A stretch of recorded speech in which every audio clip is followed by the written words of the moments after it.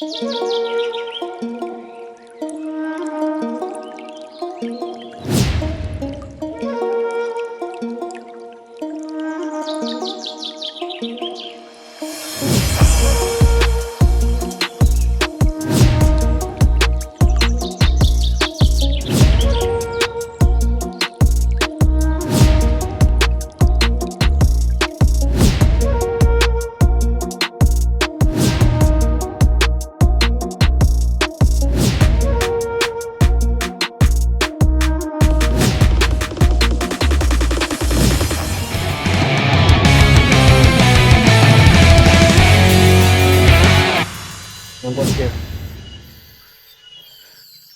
gunung kan anu Ini video toh. macan tapi harus ditembak. Gunung ini. Karena nih kan ibu mana-mana. Nama itu Karena wong pilih nyoba. rahasianya seperti ini. Bahwa semua makhluk, terutama makhluk purba ya, itu semuanya mempunyai sifat kewibawaan. Tidak, kita tidak terbiasa melihat, tiba-tiba melihat. Itu posisinya bukan karena tidak bisa ditembak. Mana pinter Defleksi, iya panik, plek lagi gitu. Nanti akan timbul cerita bahwa saya nembak nggak bisa. Padahal kenyataannya tidak seperti itu. Bisa jadi kita tidak sanggup untuk menarik waktu. Banyak cerita. Iya, ceritanya jadi wong apa wong kidul lain ini ya. Iya. Usole pitu. Tapi macan kumbang karo macan kalian tutul. Nggak ada pengen diternak macan loreng kuwi. Nah penunjuk jalan iki cuma masan kita hal bisa baik penasaran Semua makhluk, apalagi khusus yang seperti harimau, itu pasti punya pemimpin yang memang punya keistimewaan sendiri. Mati kecuali memang sudah takdirnya atau dibunuh orang. Selain itu ya dia akan bermetamorfosis terus-menerus, sumi terus. Karena hidupnya berabad-abad, tentunya dia punya pengalaman hidup yang begitu panjang lah, saksi dari apapun yang ada kejadian di bumi ini ngerti semua. Pernah ada gempa, pernah ada gunung meletus, pernah ada banjir. Dia mengalami itu sebenarnya. Nah, dari pengalaman-pengalaman itu membentuk karakteristik dia itu. Jadi punya karisma tinggi. Karena apa karismanya? Ya karena itu. Karena kehidupannya sudah panjang. Sudah panjang. Apalagi dia itu kan kalau ketemu makanan sekali, dia bisa tidak keluar. 40 hari ya, bahkan lebih. Nah, manusia kalau ketemu dengan makhluk seperti itu pasti kesima. Kalau bahasa Jawa itu kesima. Kami tenggengen lah. Kami tenggengen. Satu, tidak biasa melihat. Nah, kedua, sebenarnya makhluk itu ya punya sima sendiri, punya kewibawaan sendiri. Karena kalau lihat itu kita, pemikiran kita tidak 100% dalam kesadaran kita. Maka ketika kita sadar banyak cerita versinya kita sendiri. Banyak yang melihat ini serem banget. Wah, macam-macam. Nah, seperti tadi bilang itu ada makhluk yang semuanya sebangsa harimau yang tidak bisa ditembak. Mungkin benar, tapi sisi logika juga kadang mungkin kitanya yang Panik gitu. panik, terus nggak sempet menarik pelatuk, meleset lah dan sebagainya. Jadi setelah kesadaran pulih, dia akan bercerita sesuai yang ada di pikiran saja, belum tentu kenyataan. Misalnya saya tembak 3 kali tapi nggak mempan dan sebagainya. Seperti itu. Kalau ceritanya begini orang gelem muni. Ya, ya itu bagian dari apa ya? Grogi. Akhirnya kita masuk di dimensi pikiran yang berbeda. Imajinasi kita lebih menguasai pikiran kita, sehingga bunyi pun dianggap tidak bunyi dan macam-macam ya. Itulah kelebihan alam, memang seperti itu. Kelebihan ciptaan Allah itu memang ya seperti itu. Semua makhluk mempunyai siasat dan kelebihan untuk melindungi dirinya. Seperti bunglon berkamuflase dan yang lain-lain. Ya, kalau kita sadari ini, misalnya kita duduk di sini ya, ini kan kita lagi duduk di tanah yang bersejarah. Ini sejarah panjang. Yang saya sering bilang bahwa di sekitar sini banyak pohon-pohon tua yang mereka sudah menyaksikan berabad-abad kejadian-kejadian di alam ini. Mereka jadi saksi bisu lah. Dan pohon-pohon ini sudah menyaksikan peradaban-peradaban yang selama ini atau fenomenanya dan sebagainya yang terjadi. Dan nanti kan ada batu lingga tadi ya. Batu lingga ini kan membuktikan bahwa berabad-abad tahun yang lalu manusia itu punya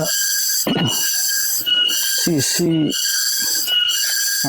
ketertarikan kepada penciptanya, mencari jati dirinya, kemudian menyadari ada yang maha pencipta.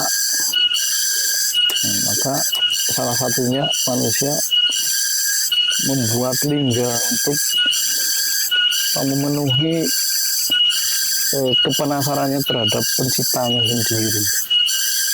Dan di sini juga ada situs abadi. Situs abadinya ya makam itu tadi.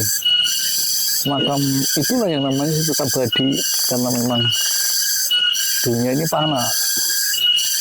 Setelah meninggal, seseorang itu dikuburkan, dan itu menjadi pintu gerbang masuk ke dimensi alam kelanggengan atau alam keabadian. Kemudian ada kera ekor panjang. Kera ekor panjang juga memiliki keistimewaan sendiri dan memperkaya keberadaan Candi Pangkuan ini. Tanpa kera ekor panjang ya, keberadaan candi ini sesuatu hal yang sekiranya ada kekurangan, masih ada kurangnya. Sebenarnya sebagai ciri khasnya lah di sini. Ciri khas. Apa gimana? Dan kita memang sebagai manusia seharusnya memang menjaga, memelihara, karena kita ini kan perwakilan Allah di muka bumi ya, khalifah fil ardh, wakil Allah di Ya, bumi. pasti makam. Makam Tapi makam di sini tidak semuanya berwujud jenazah. Ada beberapa yang memang abu jenazah. Karena tokoh yang disemayamkan di makam itu dilihat dari keberadaan lingga berarti ada tokoh Hindu Siwa yang dimana kalau Hindu itu ya di Kremasi. atau dibakar lah cara orang sini ngomong. Dan di antaranya memang abu jenazah, bukan jenazah. Jasad asli. Ya, kalau yang jasad asli kan dimungkinkan tokoh yang sudah beragama Buddha ataupun Islam. Tapi kalau makam-makam yang di sekitar sini yang seperti ini berbentuk jenazah. Ya, ini menarik ya. Kan ada tuh beberapa makam di atas. Ya. Nah ini menariknya candi itu kan seperti itu, Candi Pangkuan. Yang menurut orang sini kan ada 40 makam di Pangkuan ini.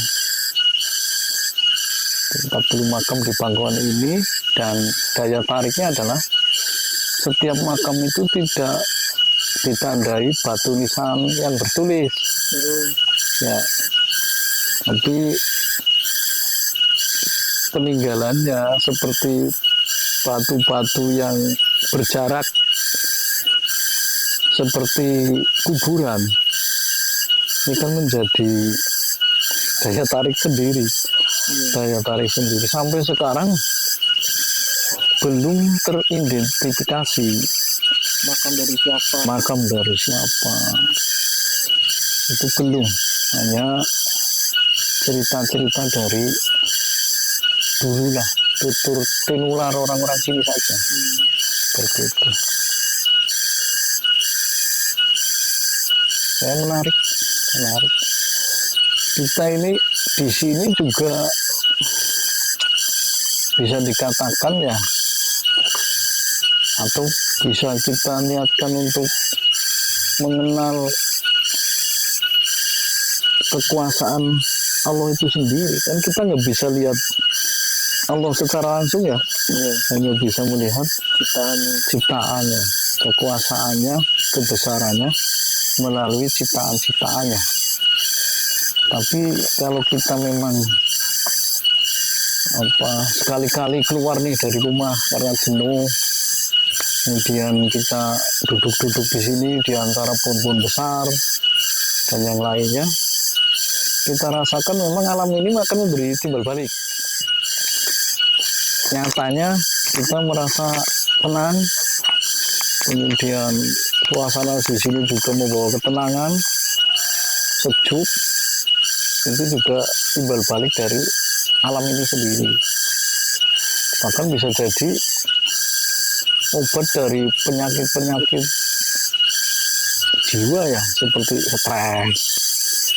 Kemudian ketika kita duduk di hutan tua seperti ini yang banyak pohon-pohonnya, banyak binatang-binatang itu, seperti yang kita dengar ini, tonggeret, itu kan membawa nuansa ketenangan. Yang paling tidak sedikit menghilangkan rasa penat kita yang setiap hari memikirkan pekerjaan setiap hari.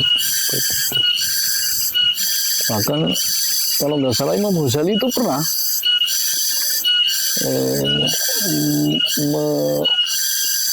memberi pelajaran bahwa ketika kita ini jenuh di rumah, kali-kali kita pergilah keluar, melihat suasana di luar, bisa tadabbur alam, tafakur alam, bagaimana kita bersinambung dengan alam, mencoba untuk merasakan bahwa betapa kekuasaan Allah, ciptaannya itu luar biasa, membawa penasaran di dalam pikiran kita yang akhirnya membawa kekaguman kita kepada sang pencipta itu sendiri. Ya inilah Candi Pangkuan. Gitu. Saya lagi stres nih. Apa saya harus tidur dulu? Jadi Aijen ngapong lagi memetah belak aku pikir rasa enak ya. Kita tuh memetah kone. Karena nggak bisa membuang pikiran Nah yang itu kebanyakan. gimana caranya membuangnya itu biar plong. Sudah bisa dibuang, hanya bisanya dialihkan. Dialihkan. Dialihkan. Kalau bisa nikmatin kene ya. Ya. Lebih memetik harus nikmatin. Jadi jalan itu terasa kaki ya lemah, gemeter, pikiran kemana-mana. Ini nggak bisa fokus ke alam.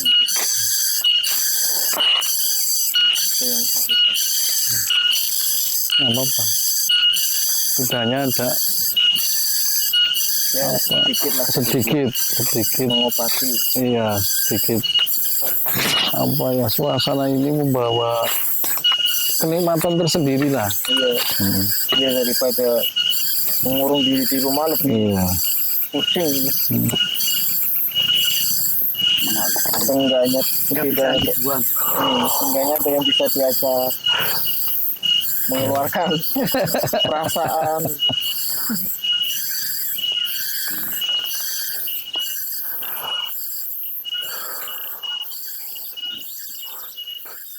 Udah cukup dulu, Ram.